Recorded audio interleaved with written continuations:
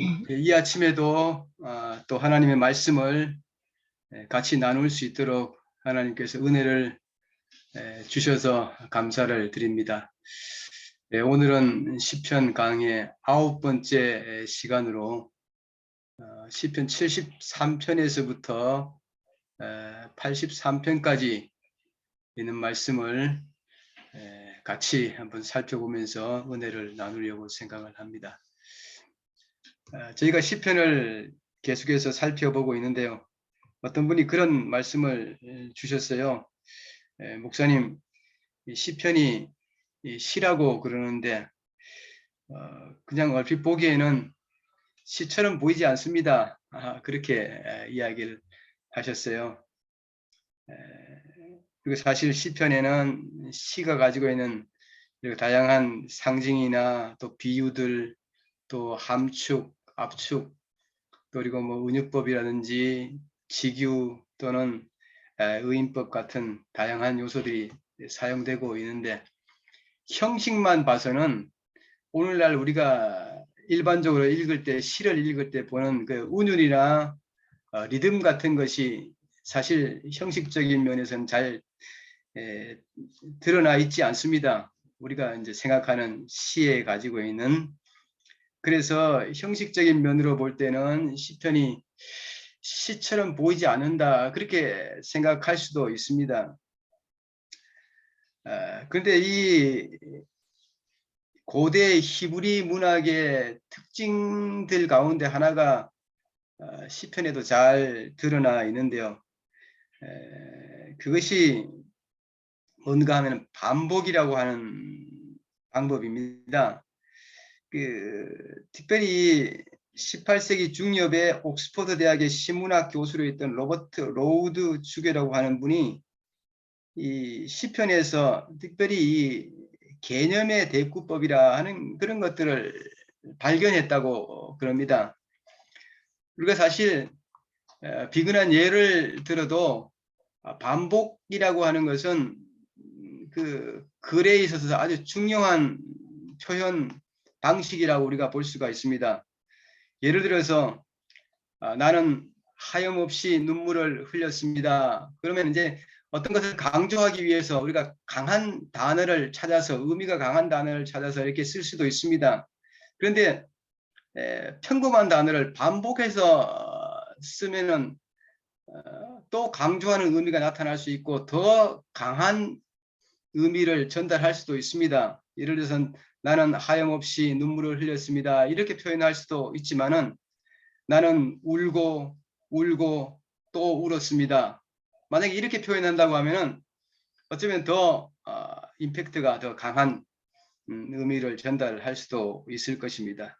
하나님의 사랑을 쉬지 않고 외쳤습니다, 이렇게 표현할 수도 있지만은 하나님의 사랑을 외치고 또 외쳤습니다, 이렇게 하면은 평범한 단어인데 반복해서 하면은 더 강한 의미를 전달할 수도 있습니다. 시편에서는 이 반복의 방법이 대구법이라고 하는 것으로 나타나 있습니다. 그래서 여러분들 시편을 보시다 보면 다양한 형태의 대구법이 나와 있습니다. 같은 의미를 다른 단어를 써서 반복해서 표현하는 그런 방식도 있고요.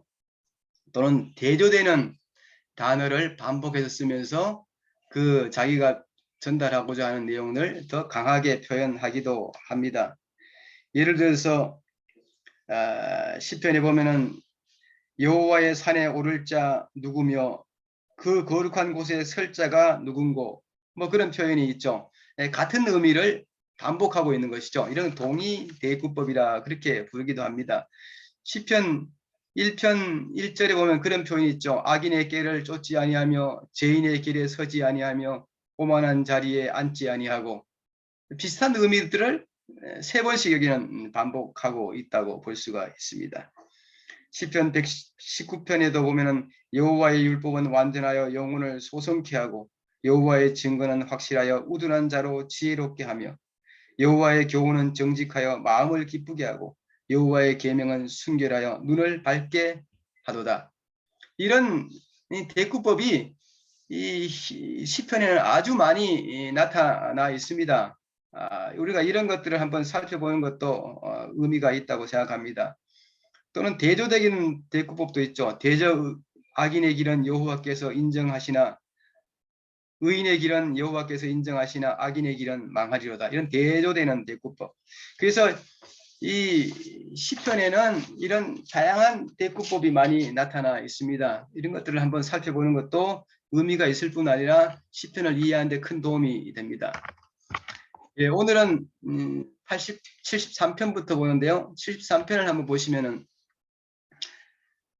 73편을 볼 때 우리가 늘 이렇게 경험하는, 이 땅에서 경험하는 참 갈등 가운데 하나라고 볼 수 있는 내용들이 나와 있습니다. 악인들이 형통하고 오만한 자가 정말 잘 되는 것처럼 보이는 그런 현상들을 볼 때 하나님의 백성으로서 참 고통을 느낄 수도 있고 또 어떨 때는 정말 힘들 수 있습니다. 미국의 한 유명한 대학교에서 졸업식을 할 때 강사를 초청했는데 그분이 와서 그런 이야기를 했다고 하는 것입니다. 이제 대학을 졸업해서 사회에 첫 발을 내딛는 사람들에게 여러분들 세상이 공정하다고 생각하지 마시기 바랍니다. 세상이 평등하다고, 법 앞에서 모든 사람이 평등하다고 생각하지 마시기 바랍니다. 세상은 불공정하고 불평등합니다. 여러분들 그것을 이해해야 사회생활을 잘 할 수 있습니다. 뭐 그렇게 이야기를 했다고 하는 것입니다. 사회생활을 처음 하는 사람들에게 어떻게 보면은 참 뭐 저런 말을 하는가 그렇게 생각할 수도 있습니다만은 사실 우리가 세상이 그렇다고 하는 것을 알아야 우리가 많이 낙심하지 않고 세상을 이해하는 데 사실은 도움이 될 수도 있다고 하는 것입니다. 73편에서 시편 기자가 참 고통을 느끼고 있습니다. 그래서 2절에서 그렇게 이야기하고 있죠. 나는 거의 넘어질 뻔하였고 나의 걸음이 미끄러질 뻔하였으니, 이것도 같은 대꾸법이죠. 두 번 이야기하고 있습니다. 이는 내가 악인의 형통함을 보고 오만한 자를 질투하였음이로다. 좀 더 자세하게 설명되고 있습니다. 악인들이 얼마나 형통하는가 하는 것입니다. 그들은 죽을 때에도 고통이 없고 그 힘이 강건하며 사람들이 당하는 고난이 그들에게는 없고 사람들이 당하는 재앙도 그들에게 없다. 악인들이 너무너무 세상에서 잘 사는 것입니다. 볼지어다 이들은 악인들이라도 항상 평안하고 재물은 더욱 불어나도다. 이런 모습을 바라볼 때 시편 기자가 너무 고통스러운 것입니다. 사실은 뭡니까? 이런 것들이 사실은 세상에 불공평하고 불평등한 그런 것들이 세상에서는 사실 해결될 수 없습니다. 이 시편 기자도 드디어 내가 어쩌면 이를 알까 하여 생각한지 그것이 내게 심한 고통이 되었더니 하나님의 성소에 들어갈 때에야 그들의 종말을 내가 깨달았나이다. 하나님 앞에 가서 이 문제에 대한 해답을 알게 되었다고 하는 것입니다. 정말 성소에 들어가서 의인들이 옹호를 받고 의인들이 구원을 받고 악이 심판을 받고 악이 결국에는 완전하게 소멸되는 그런 하나님 앞에 가야만 이런 세상의 불평등하고 불공정한 세상에 대한 해답을 찾을 수 있다고 하는 것입니다. 오늘날도 마찬가지라고 생각합니다. 우리가 세상을 살아가다 보면 이런 것들 때문에 우리가 고통을 느낄 수 있지만 이 세상 어디에서도 이 문제에 대한 해답을 찾을 수 없습니다. 오직 뭡니까? 하나님 앞에 나아가서야만이 이런 세상의 불공정하고 불평등한 세상에 대한 해답을 찾을 수 있다고 하는 사실을 시편 73편은 이야기하고 있습니다. 그 다음에 74편을 보시면요. 74편은 하나님의 느부갓네살 왕이 예루살렘을 파괴한 다음에 유대인들이 참 어려운 형편에 처했습니다. 그런 그들의 형편을 이야기하고 있죠. 주의 성소를 불사르며 주의 이름이 계신 곳을 더럽혀 땅에 엎었나이다. 그들이 마음속으로 이르기를 우리가 그들을 진멸하자 하고 이 땅에 있는 하나님의 모든 해당을 불살랐나이다. 유대인들에게 하나님의 도성, 하나님의 이 성전이 파괴된다고 하는 것은 너무너무 받아들이기 사실 고통스러운 것입니다. 어떻게 온 세상을 통치하시는 하나님의 도성이, 하나님의 집이 그것도 이방인들에 의해서 이렇게 파괴되고 무너질 수 있다고 하는 것은 그들의 신앙으로는 받아들이기가 너무너무 사실 어려운 것입니다. 그런데 뭡니까? 그 다음에 표현을 보시면은 그들의 더한 고통이 있다고 하는 것을 우리가 보게 됩니다. 그러면서 그들이 말하기를 우리의 표적은 보이지 아니하며 선지자도 더 이상 없으며 이런 일이 얼마나 오래일는지 우리 중에 아는 자도 없나이다. 사실 사람들이 고통을 당하는 것은 우리가 지금 당하는 시련과 고통도 힘들지만은 앞으로 미래를 내다볼 때 미래에 희망이 없다고 생각할 때 사실 사람들이 어쩌면 더 고통을 느낄 수 있습니다. 어떤 집사님이 저한테 그런 이야기를 했어요. 자기 남편이 사업을 하다가 다 망했습니다. 그래서 참 힘든 시절을 보내고 있었습니다. 근데 그 남편이 사업이 망한 다음에 집안에 틀어박혀가지고 집 밖을 나가지 않는다고 하십니다. 사람들을 만나고 싶어 하지도 않고 누가 찾아와도 만나려고 하지 않는다고 하는 것입니다. 그래서 그 집사님이 그런 남편의 모습이 사실 자기를 더 힘들게 하더라 하는 것입니다. 우리가 지금 당하는 고통도 어렵지만 미래에 희망이 없다고 생각할 때 사람들이 더 고통을 느낄 수 있습니다. 근데 지금 유대인들의 형편이 그런 것입니다. 하나님의 도성과 하나님의 성전이 파괴된 것 참 힘들지만 앞으로 희망이 보이지 않는다고 하는 것입니다. 선지자도 더 이상 없고 얼마나 이것이 될지 아는 사람도 없다고 하는 것입니다. 유대인들이 당하는 참 힘든 고통의 모습들을 우리가 74편에서 볼 수가 있습니다. 75편을 보시면요.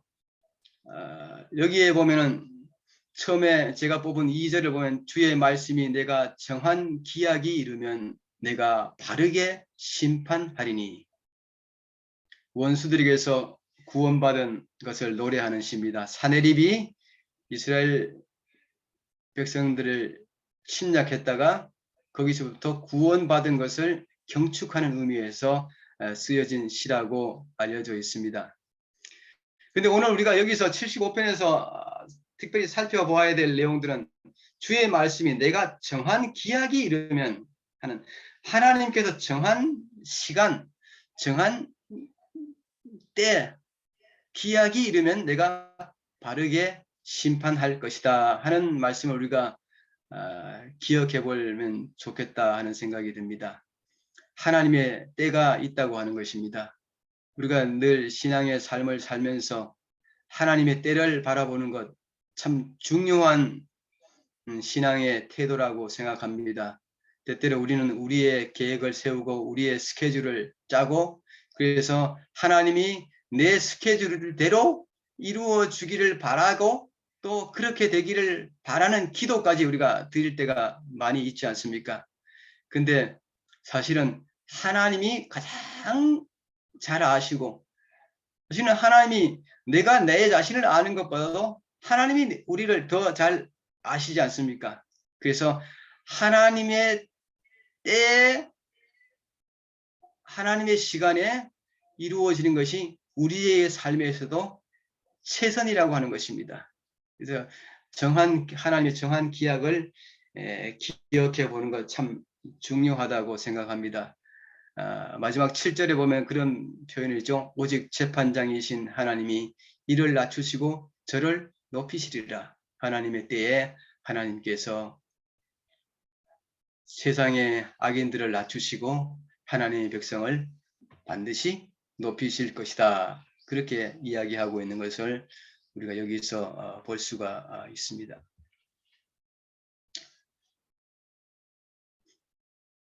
76편에 가서 보면은 하나님의 귀한 역사를 우리가 여기서 보게 됩니다. 시편 4절에서 7절의 말씀을 제가 뽑아왔는데요. 주는 약탈한 산에서 영화로우시며 존귀하시도다. 마음이 강한 자도 가진 것을 빼앗기고 잠에 빠질 것이며 장사들도 모두 그들에게 도움을 줄 손을 만날 수 없도다. 세상에 마음이 강하고 의지가 강한 것, 또 장사처럼 힘이 세고 능력이 있는 것, 그것도 우리에게 진정한 도움이 될 수 없다고 하는 사실을 여기서 이야기하고 있습니다. 사람들이 우리의 시야로 바라볼 때 세상에 강한 사람들, 세상의 능력자들이 세상을 다스리고 다 운행하고 조종하고 있는 것처럼 보이지만 사실은 그렇지 않다고 하는 사실을 여기서 이야기하고 있습니다. 그 다음에 그렇게 이야기하죠. 야곱의 하나님이여 주께서 꾸짖으심에 병거와 말이 다 깊이 잠들었나이다. 하나님이 한번 말씀하시고 하나님이 한번 행동하시면은 세상이 순식간에 뭡니까? 평정된다고 하는 사실입니다. 그래서 마지막에 그렇게 이야기하고 있죠. 누가 주의 목전에 서리이까? 주께서 한번 노하실 때 누가 주의 목전에 서리이까? 하나님의 위대한 능력과 하나님의 위엄, 하나님이 세상을 통치하고 있다고 하는 사실들을 우리가 믿음의 눈으로 다시 한번 바라볼 필요가 있다고 하는 사실을 기억하게 해줍니다. 77편에 보시면 여기서 시편 기자가 참 어려운 형편에서 이야기하고 있는 것을 봅니다. 그가 당한 현재의 상황이 심히 고통스러운 상황에 있다 하는 것들을 우리가 읽어볼 수가 있습니다. 하나님께로부터 버림받은 것 같은 그런 느낌을 시편 기자가 여기서 느끼고 있습니다. 주께서 영원히 버리실까? 다시는 은혜를 베풀지 아니하실까? 그의 인자하심은 영원히 끝났는가? 그의 약속하심도 영구히 패하였는가? 하나님이 그가 베푸실 은혜를 잊으셨는가? 노하심으로 그가 베푸실 긍휼을 그치셨는가 하였나이다. 우리도 살면서 이런 경험을 할 때가 있습니까? 제가 아는 한 친구도 신앙을 하다가 정말 하나님이 자기를 버리신 것 같다고 하는 느낌을 받았어요. 너무너무 힘들어서 교회를 섬기다가 교회를 벗어나서 한참 방황하는 모습을 제가 본 적이 있습니다. 정말 우리가 하나님께로부터 버림받은 것 같은 느낌을 받을 때 참 힘든 것입니다. 그런데 이 시편 기자는 그럴 때 어떤 해답을, 어떤 해결책을 그가 찾았는가 하면은 제가 이 붉은 글씨로 써놓은 마지막 성경절을 한번 보시면은 그 해답이 있다고 생각을 합니다. 여호와의 일들을 기억하며 주께서 옛적에 행하신 기이한 일을 기억하리이다. 그럴 때 뭡니까? 과거에 하나님께서 나를 인도하셨던 기억, 과거에 하나님께서 나에게 은혜를 베푸시고 나를 구원해 주셨던 기억들을 다시 한번 기억하는 것 참 중요하다고 하는 사실입니다. 그것이 지금의 고통을 이겨낼 수 있는 해결책이라고 하는 사실을 여기서 이야기하고 있습니다. 우리도 이런 것들을 한번 기억해 보면 참 좋겠습니다. 78편에서는 또 비슷한 이야기를 하고 있습니다. 애굽에서부터 다윗이 왕국의 기초를 확립할 때까지의 이스라엘 역사를 쭉 살펴보고 있는 것입니다. 과거 역사가 참 중요하다고 하는 사실을 이야기하고 있습니다. 내가 입을 열어 비유로 말하며 예로부터 감추어졌던 것을 드러내려 하니 이는 우리가 들어서 아는 바요 우리의 조상들이 우리에게 전한 바라 우리가 이를 그들의 자손에게 숨기지 아니하고 여호와의 영예와 그의 능력과 그가 행하신 기이한 사적을 후대에 전하리로다. 하나님 정말 우리가 믿음을 후세대에게 잘 전해줘야 하는데 이스라엘 백성들은 하나님께서 애굽에서 구원해 주었던 그 사실들, 그 광야에서 40년 동안 인도하셨던 그 사실들을 늘 기억하고, 그런 하나님께서 과거에 어떻게 이스라엘 백성들을 인도하셨는가 하는 사실들을 절기를 통해서도 실제로 체험하게 하고, 그리고 그 이야기를 계속해서 끊임없이 자손들에게 가르쳐 주었다고 하는 것입니다. 하나님께서 과거에 인도하셨던 것을 계속해서 그 후손들에게 가르쳐 주었을 때 그 후손들이 믿음 안에서 믿음을 따라서 살아갈 수 있게 만들어 주었다고 하는 것입니다.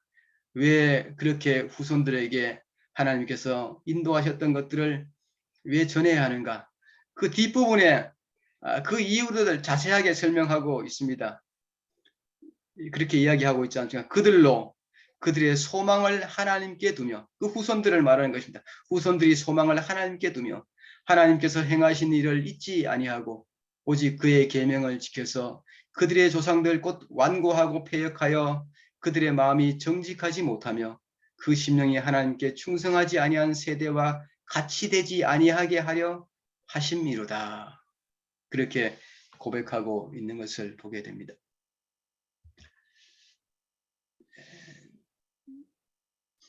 79편에서도 이 바벨론 포로기에 예루살렘이 항폐하게 된 것을 노래하는 애가 그렇게 이야기하고 있습니다. 이스라엘 백성들에게 예루살렘 성이 무너지고 하나님의 성전이 파괴된 것, 그것은 정말 그들의 역사에서 아주 중요한 순간이었다고 하는 것입니다. 하나님이여, 이방 나라들이 주의 기업의 땅에 들어와서 주의 성전을 더럽히고 예루살렘이 돌무더기가 되게 하였나이다. 그래서 그렇게 이야기하고 있습니다. 여호와여, 어느 때까지니이까? 영원히 노하시리이까? 주의 질투가 불붙듯 하시리이까? 하나님, 언제까지 이렇게 고통을 당해야 합니까? 그렇게 이야기하고 있습니다. 그러면서 하나님의 구원을 요청하고 있습니다. 그래서 두 가지 이유를 여기서 이야기하고 있어요. 우리도 기도할 때 이런 기도를 자주 하지 않습니까? 우리 구원의 하나님이여, 주의 이름의 영광스러운 행사를 위하여 우리를 도우시며 하나님의 영광을 위하여 우리를 좀 도와주십시오. 주의 이름을 증거하기 위하여 우리를 건져 주십시오. 우리의 죄를 사해 주십시오. 그렇게 이야기하고 있습니다. 하나님의 영광을 드러나기 위해서, 하나님의 이름을 온 땅에 증거하기 위해서 우리를 도와주셔야 하지 않습니까? 하나님, 회복시켜 주셔야 하지 않습니까? 이렇게 하나님께 기도하고 있는 모습을 우리가 여기서 보게 됩니다.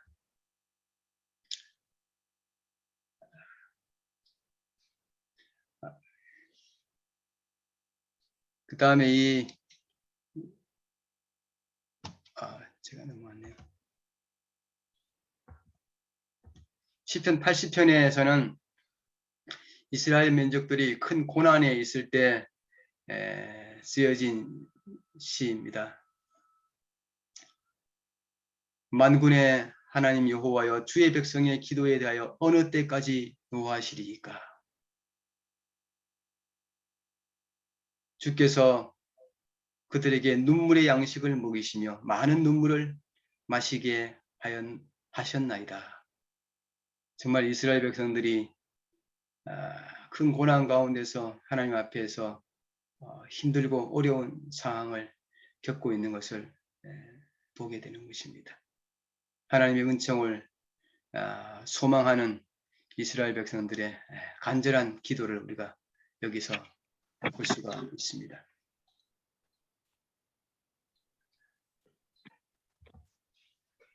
그 다음에 81편을 넘어가서 한번 보겠습니다. 81편에는 하나님 주의 백성의 어깨에서 짐을 벗겨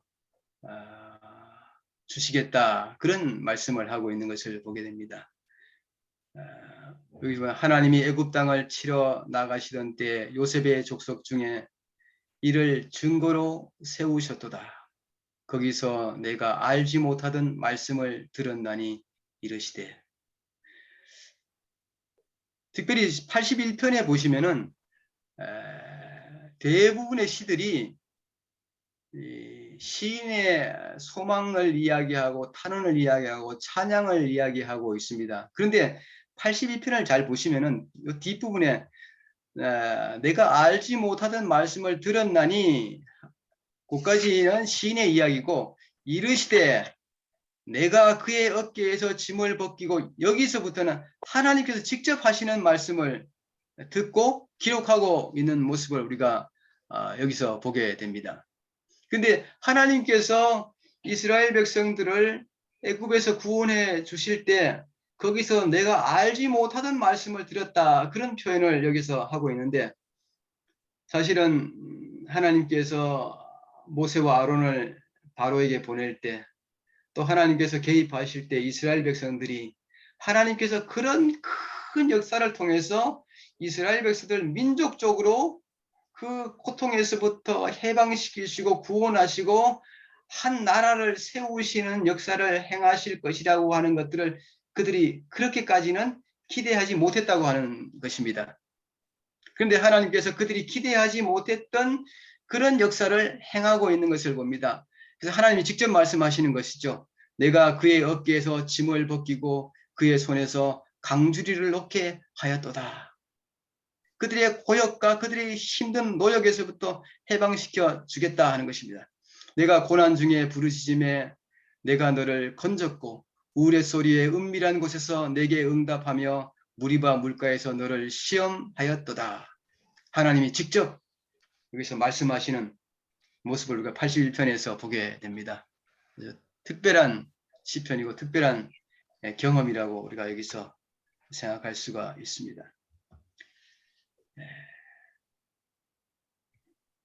82편의 말씀을 보시면은 이스라엘의 불의한 재판관들에 대한 하나님의 신문이다, 그렇게 생각할 수가 있습니다. 세상에서 늘 불공평한 일들, 정의롭지 못한 일들, 그런 일들이 일어나는 모습을 보면서 하나님의 역사는 그것과 대조시켜서 이야기하는 것입니다. 하나님은 신들의 모임 가운데 서시며 하나님은 그들 가운데서 재판하시느니라. 너희가 불공평한 판단을 하며 악인의 낫 보기를 언제까지 하려느냐. 세상에 불공평하고 정의롭지 못한 일들이 일어나는 모습들을 하나님께서 또 책망하시고 또 그들에게 신문하시는 모습을 우리가 봅니다. 어떤 분들이 그런 이야기를 했어요. 교회 오면서 목사님, 참 교회가 좋고 하나님이 참 좋습니다. 그래서 왜 그랬습니까? 그렇게 물었더니 그분이 한마디로 그렇게 대답을 하는 것입니다. 세상과 다르기 때문에 좋습니다. 하나님이 세상과 다르게 행동하시고 교회는 세상과 다르기 때문에 좋습니다. 왜 그런가 하면 세상에서 불공평한 일들, 정의롭지 못한 일들, 억울한 일들을 많이 당했는데 하나님은 그런 분이 아니기 때문에 좋다고 하는 것입니다. 그 다음에도 그런 표현이 나오죠. 가난한 자와 고아를 위하여 판단하며 곤란한 자와 빈궁한 자에게 공의를 베풀지며 가난한 자와 궁핍한 자를 구원하여 악인들의 손에서 건질지니라 하시는도다. 하나님은 세상의 사회적인 약자들, 힘들고 고통스러운 사람들, 곤란한 사람들, 억울한 일을 당한 사람들, 그런 사람들을 살펴보시고 그들의 고통을, 그들의 억울함을 풀어주시고 그들을 구원해 주시는 하나님이라고 하는 사실을 우리가 여기서 보는 것입니다. 그래서 하나님은 참 좋은 분이다, 그렇게 우리가 다시 한번 생각해 볼 수가 있습니다. 83편의 말씀을 보시면요,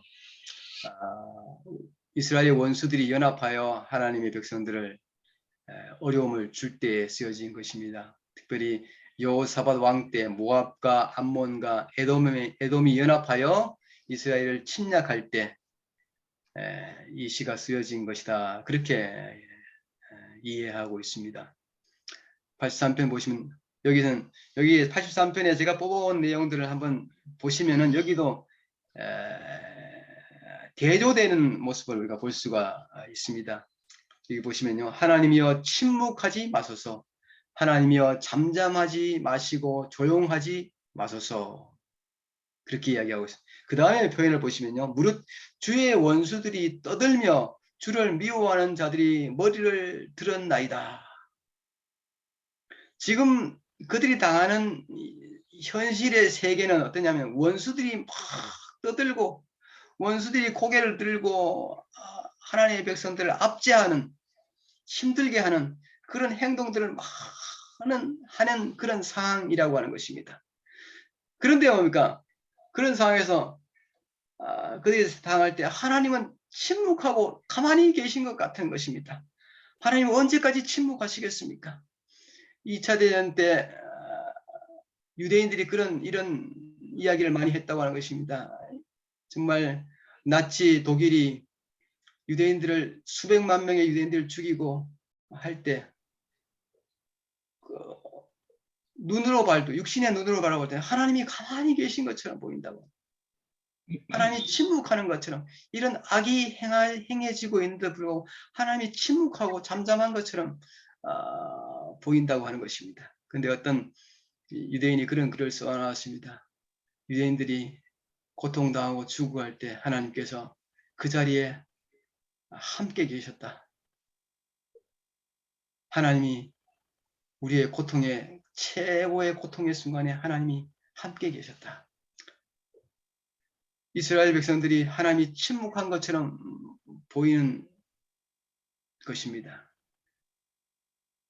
마지막으로 그렇게 고백하고 있습니다. 그들로 수치를 당하여 영원히 놀라게 하시며 낭패와 멸망을 당하게 하사 여호와라 이름하신 주만 온 세계의 지존자로 알게 하소서. 하나님이여 더 이상 침묵하지 마시고 하나님이 일어나셔서 하나님이 살아계심을 그들이 보게 해 주십시오. 그런 기도를 하고 있는 것을 우리가 보게 됩니다. 오늘은 여기까지 하고 마치도록 하겠습니다. 감사합니다.